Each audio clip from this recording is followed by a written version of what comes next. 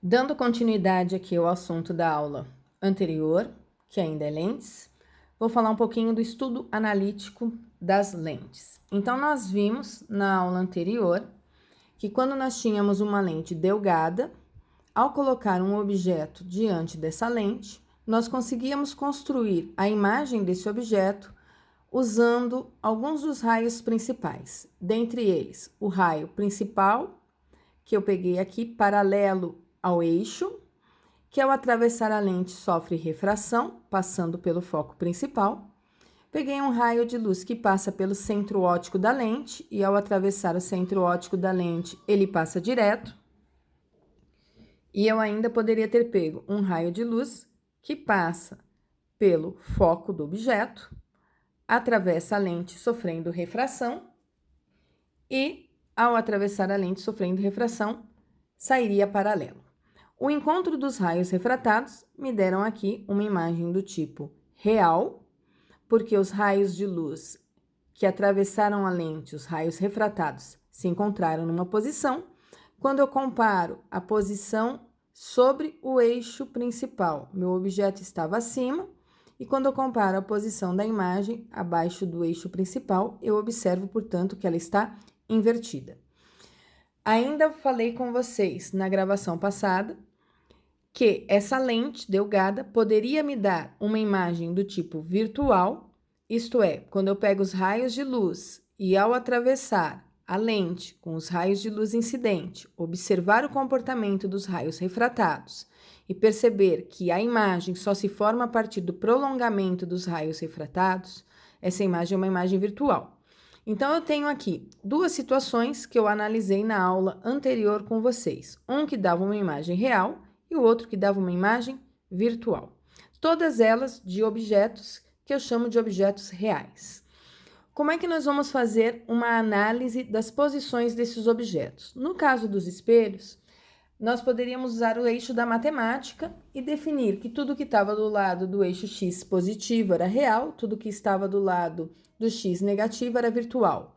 Tudo que estava na parte do y positivo me dava uma imagem direita, tudo que estava na parte do y negativo me dava uma imagem invertida.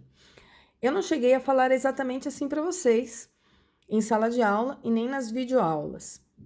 Exatamente por quê? Porque para ser real ou ser virtual, eu não tenho que comparar com o eixo da matemática, eu tenho que comparar com o fenômeno físico que está acontecendo com os raios de luz que emergem da superfície. Então, nessa situação, onde a minha imagem é real, eu tenho o objeto que estaria do lado x negativo na matemática e a imagem que estaria do lado x positivo na matemática.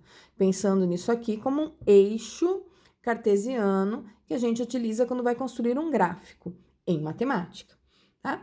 Então, toda vez que eu estiver calculando a posição da imagem, né, e a posição da imagem der um valor positivo para nós, isso vai sempre significar que a imagem é real. Tanto faz ser um espelho quanto ser uma lente. Sempre que eu calcular a posição da imagem e a posição da imagem der um valor negativo, isso sempre vai significar para nós que a imagem é do tipo virtual, independente de ser uma lente ou de ser um espelho.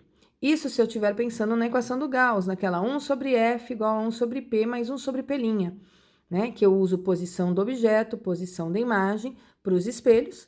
Eu vou usar essa mesma expressão para as lentes. Eu só não vou deduzir de novo, porque vocês já conhecem a expressão. O que é válido para os espelhos vai ser válido para as lentes também. Mas para eu chegar na equação de Gauss para as lentes, eu vou ter que pegar outros triângulos aqui e aí eu estaria perdendo um certo tempinho com vocês.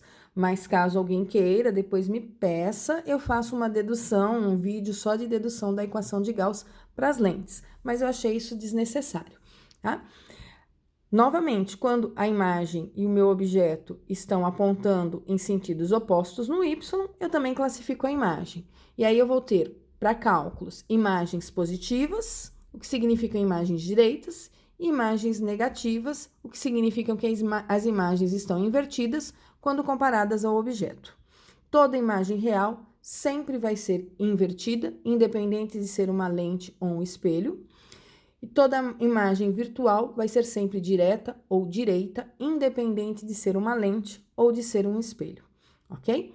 A única coisa que muda é que no espelho a imagem real se formava do mesmo lado que o objeto e agora a minha imagem real se forma no lado oposto ao do objeto. Por isso que nas minhas figuras aparece F, F'. F, para nós, é o foco do lado em que estiver o meu objeto.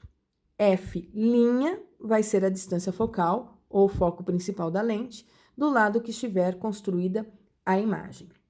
Então, para as lentes, eu continuo usando a equação de Gauss. Como é que nós vamos fazer com relação aos nossos desenhos, às nossas construções? Nós vamos desenhar sempre a lente espessa ou delgada, de acordo com a representação que eu já expliquei para vocês em aulas anteriores. Fininha nas bordas, mais larga no meio é a delgada. Larga nas bordas, fina no meio é a espessa. Como elas são provenientes de esferas, eu vou desenhar um centro ou um antifoco principal, vou desenhar um de cada lado. Quando eu colocar esse apóstrofozinho aqui em cima, significa que eu vou construir uma imagem para o lado de cá, ou a tendência é os meus raios refratados estarem do lado direito, e quando eu não colocar esse apóstrofozinho em cima, é porque eu estou falando que este lado seria o lado onde está meu objeto.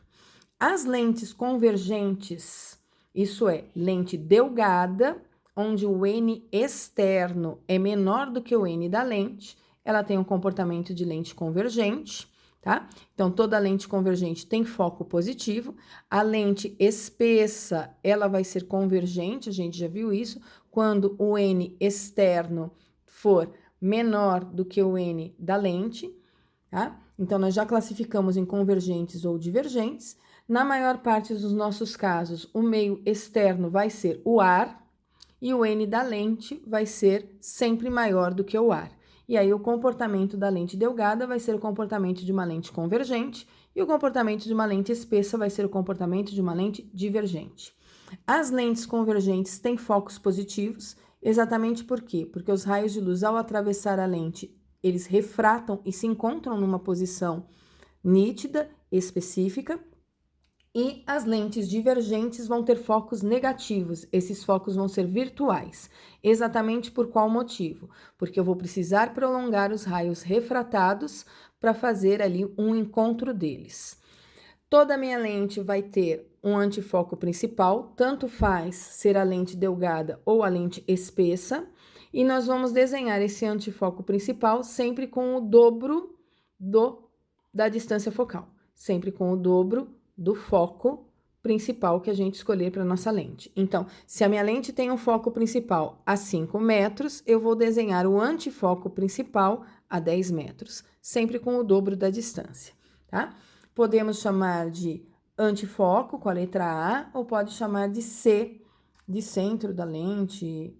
Aí fica a critério de vocês, como vocês vão chamar. A lente tem um foco de cada lado, portanto, um antifoco também de cada lado, independente do tipo de lente que eu estiver analisando. Para saber onde está a distância focal da lente e para saber a vergência da lente, nós vamos usar uma expressão chamada equação dos fabricantes de lentes. O que me diz essa equação dos fabricantes de lentes? 1 sobre a distância focal, 1 sobre o foco. Essa partezinha da expressão, depois nós vamos ver que ela tem um outro significado para nós. Ela vai depender, a distância focal aqui, ó, vai depender do N externo sobre o N da lente, N1 sobre N2, ou N2 sobre N1, depende do que a gente estiver olhando. Menos 1, já vou explicar por que esse menos 1, que multiplica 1 sobre R1 mais 1 sobre R2. Então, existe uma expressão que os fabricantes de lentes usam para determinar quantos graus tem a lente, ou quantas dioptrias a lente tem. Então, quando um fabricante de lente vai produzir uma lente, ele vai polir uma lente de acordo com os raios de curvatura, então que a gente chama de R1 e R2. Então, se eu tenho uma lente bicôncava, eu vou ter um raio do lado direito, eu vou ter um raio de um lado esquerdo. Se eu tenho uma lente plano-côncava, eu vou ter um raio plano do lado direito, que tende a ser infinito, mais um outro raio da parte côncava, que vai ser aí um raio negativo, e da convexa, se for plano-convexa, plano-côncava, eu tenho que olhar, lado côncavo vai ter raio negativo, e lado convexo vai ter raio positivo. Então, ele relaciona os raios das circunferências com a distância focal. Porém, quando alguém vai fabricar uma lente, ele leva em consideração o material da lente e ele leva em consideração o local onde essa lente vai ser usada. Eu costumo escrever N da lente em cima, N externo embaixo. Então, a relação entre o índice de refração da lente com o índice de refração do meio também me dá a característica da distância focal dessa lente. Como essa lente normalmente é utilizada no ar, o N externo do ar vale aproximadamente 1. Então, aparece aqui um fator de correção, esse menos 1, aqui na expressão dos fabricantes de lentes, tá?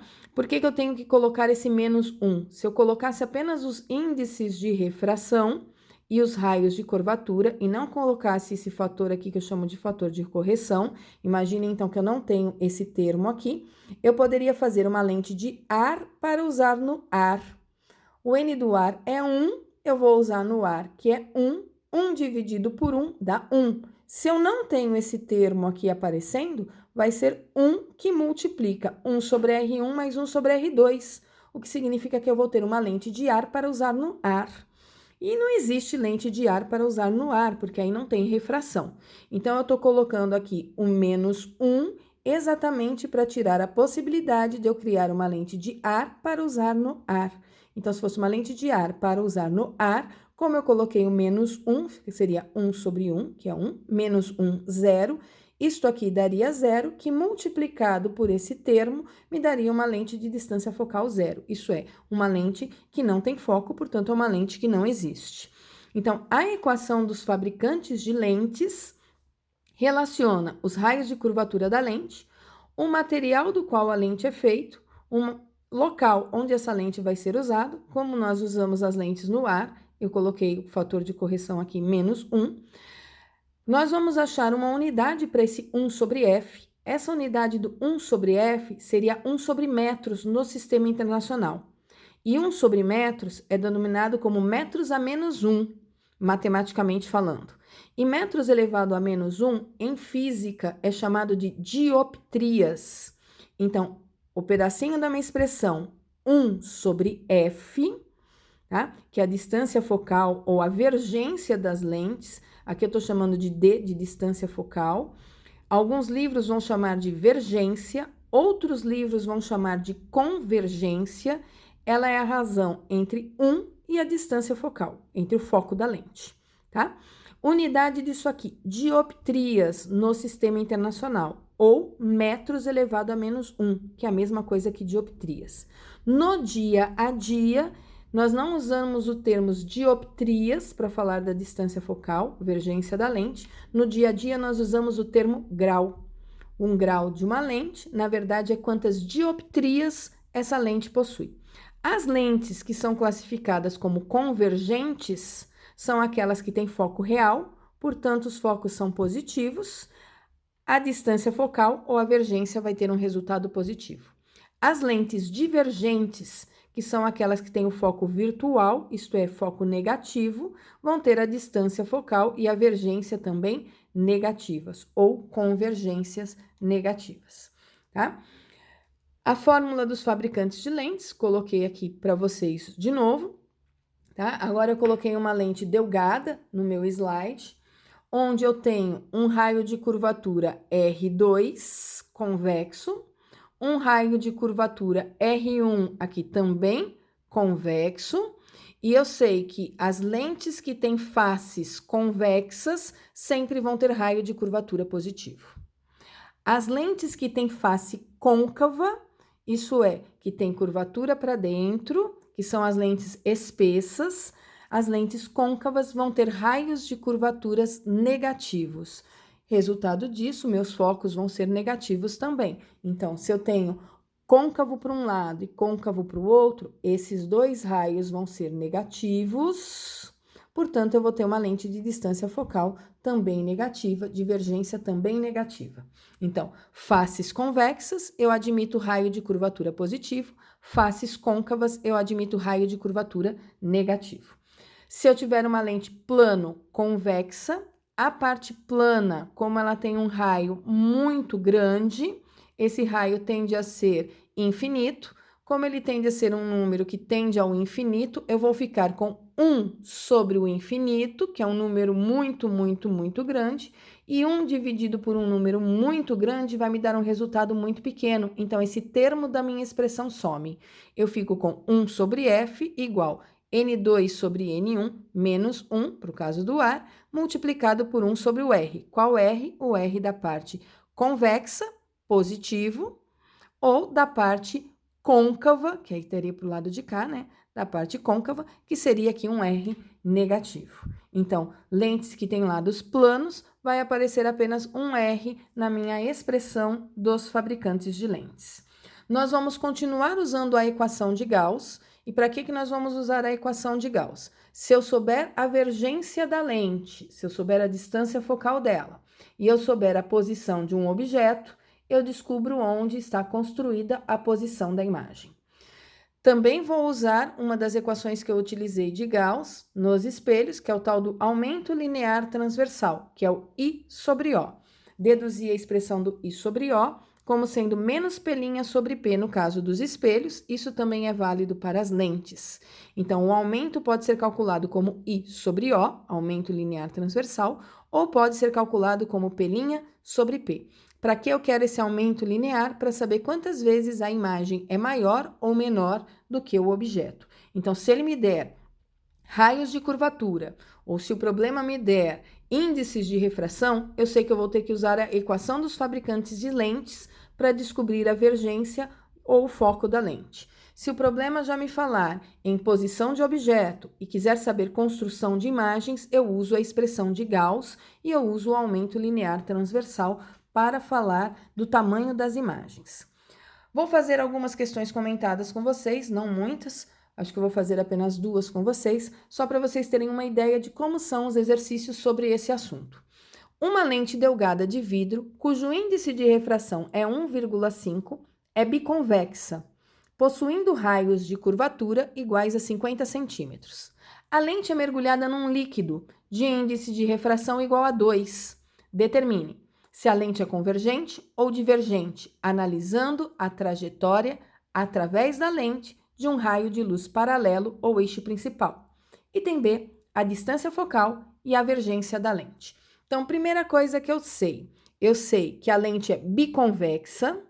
Biconvexa significa que ela vai ser convexa de um lado e convexa do outro. O perfil dela era esse aqui, né? Convexa dos dois lados, portanto, ela é uma lente do tipo delgada. Ele me deu raios de curvaturas iguais, o que significa, então, que o raio de curvatura deste lado vale 50 centímetros e o raio de curvatura do outro lado também vale 50 centímetros. Essa lente, ela tem um índice de refração que vale 1,5 e ela está num local onde o índice de refração é 2.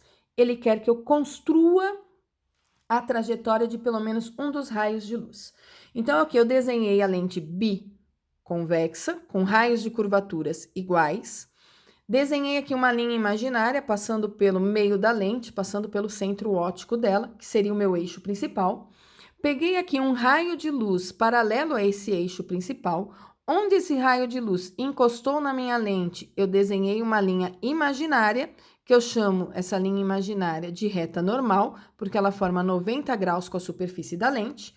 Como o N aqui fora é 2 e o N da lente é 1,5, o meu raio de luz ele não vai atravessar a lente em linha reta, ele sofre um desvio, se afastando da reta normal, porque está indo de um meio mais refringente, deixa eu conferir aqui, de um meio mais refringente para um meio menos refringente. Então, ele se afasta da reta normal.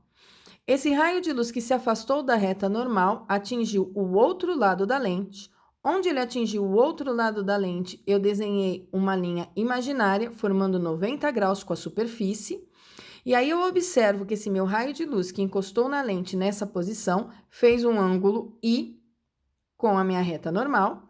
Agora, o raio de luz está indo de um meio menos refringente para um meio mais refringente. Esse raio de luz, ele não vai em linha reta, então esse raio de luz que deveria estar vindo para cá em linha reta não veio, ele se aproximou da reta normal. Nós já fazíamos situações parecidas com essa, de olhar aí o percurso do raio de luz, mas quando atravessava um prisma. É a mesma coisa quando ele atravessa uma lente. Só que quando eu observo o que aconteceu com o meu raio que vinha paralelo, eu observo que ele se afastou aqui, ó, e agora ele acabou, ao se aproximar da normal, divergindo. Então, meu raio de luz, ele teve um desvio no qual ele atravessou a lente, ele foi aqui para cima. Embora seja uma lente delgada, o comportamento dela vai ser o comportamento de uma lente do tipo divergente. Vários de vocês fizeram esse desenho aqui quando foram explicar para mim o experimento do copo cheio com água e que formava a imagem ali ao contrário, invertida. Então, eu consegui classificar a lente, consegui analisar aqui o desenho, partindo do princípio que os índices de refrações aqui do meio externo era maior do que o N da lente. Depois, o problema que era a distância focal e a vergência da lente. Então, eu tenho um raio de curvatura para um lado, eu tenho um raio de curvatura para o outro, e aí eu vou começar a calcular essas distâncias focais. Vejam que, embora não esteja no ar, eu estou usando o índice de refração menos 1, que eu chamei ali de fator de correção para assumir com a lente do ar, mas na equação dos fabricantes de lentes, demonstrada por Edmund Halley, que foi quem chegou à dedução dessa equação, esse fator de correção ele vai servir para todos os meios externos onde essa lente estiver mergulhada. Então, eu sempre vou usar o menos 1. Então, 1 sobre F é o N da lente sobre o N externo, menos 1, que multiplica 1 sobre cada um dos raios de curvatura. N da lente. A gente tem o N da lente. O N da lente vale 1,5. Nós temos o N externo é 2. 1 sobre R1, como as duas lentes têm raios, a lente tem raios iguais para os dois lados, então ficaria 1 sobre 50 mais 1 sobre 50, tá? Então, eu converti aqui para metros, 0,5 metros, positivos, porque embora seja uma lente divergente, ela é convexa dos dois lados, e lentes de faces convexas têm raios de curvaturas positivos. N1 é o N externo, N2, na expressão que eu coloquei para vocês, é o N da lente. Substituindo os valores, 1,5 dividido por 2 dá 0,75, menos 1. 1 sobre 0,5 mais 1 sobre 0,5, isso vai dar 4. 0,75 menos 1 me dá menos 0,25, vezes 4, isso vai me dar menos 1. Então, 1 sobre F vale menos 1, o que significa que o foco ou a distância focal vale 1 metro, tá? Se eu olhar para o 1 sobre F e lembrar que 1 sobre F é a vergência da lente, eu já digo que essa lente aqui tem uma vergência de menos 1 dioptria, e abrevio pela letrinha DI, dioptria, ou coloco como unidade de medida metros a menos 1. Então, 1 sobre F é chamado de vergência da lente, o inverso da distância focal, então ele vai ser menos 1 dioptria. Exemplo 2. Com uma lente delgada, projeta-se numa tela situada a 100 centímetros da lente a imagem real de uma vela com 5 centímetros de altura e colocada a 10 centímetros da lente.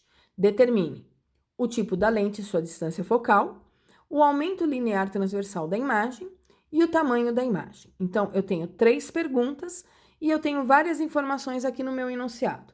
Primeiro, é uma lente do tipo delgada, fina nas bordas e mais grossa no meio. Ela projetou uma imagem. Se projetou, significa que a imagem existe numa tela. Se a imagem existe numa tela, isso significa que a imagem é real. Ele disse aqui atrás, ó, a imagem é real, mas ele não precisaria ter dito, né? Isso para mim. Só o fato de dizer que projetou com a lente já me diz que a imagem é real. A tela está a 100 centímetros da lente. Distância entre a lente e a tela, que é onde está a imagem, eu chamo de pelinha. Aí eu sei que é uma vela que tem 5 centímetros de altura. A altura da vela, eu uso a letra O para ela, a altura do objeto. E essa vela está a 10 centímetros da lente. Posição do objeto em relação à lente, eu chamo de P. Determine o tipo de lente e sua distância focal, o aumento linear transversal e aí o tamanho da imagem. Então, o que eu sei o P', que é 100, eu sei o P, que é 10, eu sei que é uma lente do tipo convergente. Como é que eu sei que ela é convergente? Projetou, se projeta a lente delgada é do tipo convergente, se não projetar não dá imagem real, portanto não convergiu nada. O que mais eu sei? Eu consigo descobrir quanto vale a distância focal se eu trocar o P por 100 e o P' por 10. Trocando essas informações, aqui eu fiz uma construção para vocês, ó, lente delgada, fina nas bordas, mais larga no meio. Aqui está o meu eixo principal. Coloquei aqui o objeto na distância de 5 centímetros, perdão, na distância de 10 centímetros. O foco eu vou achar. Por que eu coloquei o objeto aqui, ó, à esquerda do foco, tá? Coloquei ele à esquerda do foco porque eu sei que se eu colocasse ele aqui à direita, a minha imagem seria do tipo virtual. Então, se meu objeto estivesse aqui entre o foco e o centro óptico, não teria imagem projetada, porque ela seria virtual. Sobre o foco principal não forma imagem, então eu sei que ela tem que estar aqui do lado esquerdo para ser projetada. Vamos descobrir o valor do F. Para descobrir a distância F, eu fiz 1 sobre F igual a 1 sobre 10 mais 1 sobre 100. Tirei o mínimo múltiplo comum entre 10 e 100. Dividi pelo de baixo, multipliquei pelo de cima. Cheguei no 1 sobre F igual a 11 sobre 100, inverti os dois lados, portanto, o F é 100 sobre 11, que dá aproximadamente 9,1 centímetros. Então, a distância focal dessa lente convergente é de 9,1 centímetros. Qual é o tamanho dessa imagem? O tamanho dessa imagem, ou aumento linear transversal, o aumento linear transversal é o I sobre O. Eu sei, nesse caso, que... Desculpa, eu estava olhando para o item C, porque não tinha aparecido o item B, tá? Então, voltando, o item B, que é o aumento linear transversal, o aumento linear transversal pode ser calculado como I sobre O, ou ainda como P' sobre P. Eu tenho o P' que é 100, eu tenho o P que é 10, portanto, 100 sobre 10 vai me dar menos 10. Eu estou usando aqui o sinalzinho de menos do termo lá, menos P' sobre P, tá? Então, o aumento linear transversal é menos 10. Tem um sinalzinho de menos aqui, ok? Da expressão. É I sobre O ou menos P' sobre P. Achei, então, o aumento linear transversal como menos 10. No item C, se eu voltar aqui no meu enunciado, ele queria o tamanho da imagem. Para achar o tamanho da imagem, se eu já sei o aumento linear transversal, ela é o I sobre o O. E aí eu uso aqui o menos 10 no lugar do aumento linear transversal, o I é o que eu quero saber e o O é o que é dado no meu problema. Então, nesse exercício aqui, eu tive que usar as duas expressões de Gauss. A que relaciona o foco, posição do objeto e posição da imagem, e aquela que relaciona o tamanho da imagem com o tamanho do objeto. Se ele não quisesse aqui o aumento linear transversal no item B, quisesse apenas o tamanho da imagem, eu faria I sobre O igual a menos P' sobre P. Eu tenho O, eu tenho P, eu tenho P', eu descubro o I. Reparem, I deu menos 50 centímetros. Por que o I deu um valor negativo? O I deu um valor negativo exatamente por quê? Porque a imagem que se formou, nesse caso, é uma imagem real, e toda imagem real é invertida.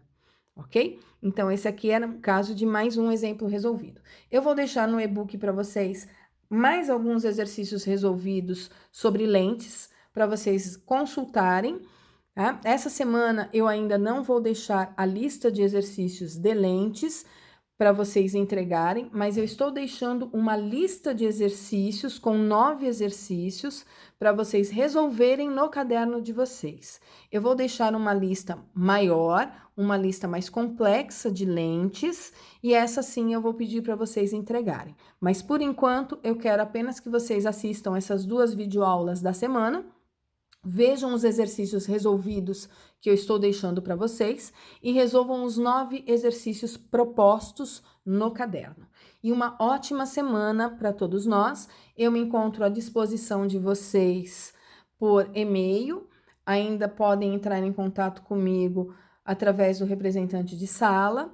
Caso vocês tenham alguma dúvida de resolução ou tenham alguma dúvida em relação aos exercícios que eu estou fazendo e as aulas que eu estou fazendo, vocês podem entrar em contato comigo. Espero que estejam todos bem, eu sei que já devem estar cansados de estar em casa, assim como eu estou. A gente vem dizendo há tempos que tudo isso vai passar, tá demorando um pouquinho, gente, mas vai passar. Precisamos ter bastante paciência e bastante determinação. Se cuidem, cuidem daquelas pessoas que vocês amam, para que nós possamos nos encontrar o mais rápido possível. Se cada um fizer a sua parte, o nosso retorno vai ser em breve. Então, contamos aí com o apoio de todos durante essa quarentena. Um grande abraço para vocês e uma ótima semana para todos nós.